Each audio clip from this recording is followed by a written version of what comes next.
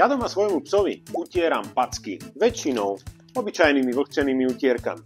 Psovi príliš nevoňajú, ani ich nechce, ale mnoho psov začne pri packe štrajkovať. Ježiš, nechcem utierať. Preto si nachystaj aj šunkovú penu alebo tavený syr a ideš na to veľmi jednoducho. Pozor, začínaš najprv šunkovou penou.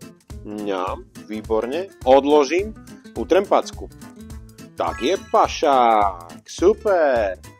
Okamžite dávam znova šunkovú penu, nie celú, iba trošku. Iba trošku, nemôžeš ju zjesť. Super. A idem na ďalšiu packu. Šup, utieram, ale jeho pozornosť je stále na šunkovú penu. Veľmi ti môže pomôcť aj taká sranda, že mu šunkovú penu dáš trošku na nos. Šup.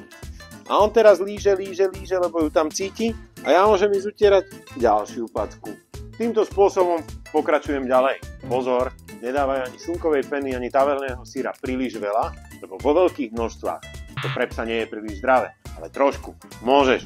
Nezabudni lajknúť toto video a napíš mi do komentára tvoj postup, ktorým utieraš packy.